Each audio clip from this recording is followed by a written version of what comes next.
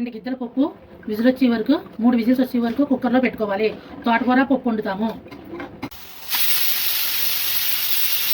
పచ్చిమిరకాయలు కోసి పప్పులో వేసుకోవాలి. పప్పు ఉడికిన తర్వాత విజిల్ వచ్చేసిన తర్వాత మూత వేస్తే ఈ విధంగా ఉంటుంది.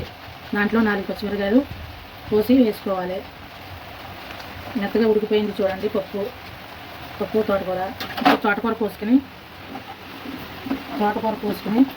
దాంట్లో వేసుకోవాలి. ఈ పప్పులో వేసుకోవాలి.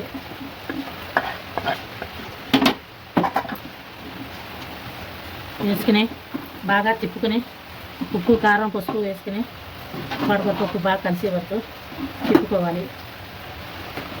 చూడండి పప్పు ఎంత మెత్తగా ఉడికిపోయిందో.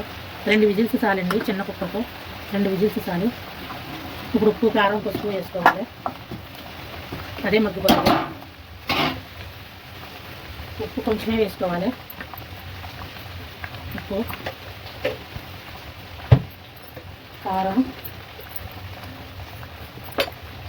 పసుపు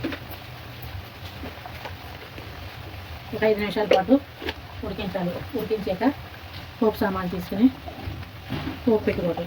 ఒక 5 పోపు సామాన్లో పప్పు తోటకూరకే పోపు సామాన్లో నూనె కాగుతుందిగా వేసుకోవాలి.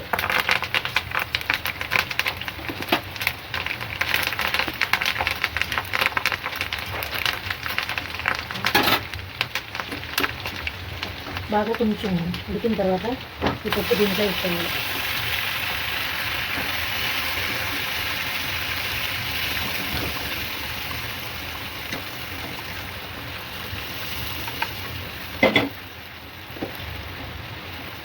పప్పు తోటకూర రెడీ. రుచికరమైన పప్పు తోటకూర రెడీ.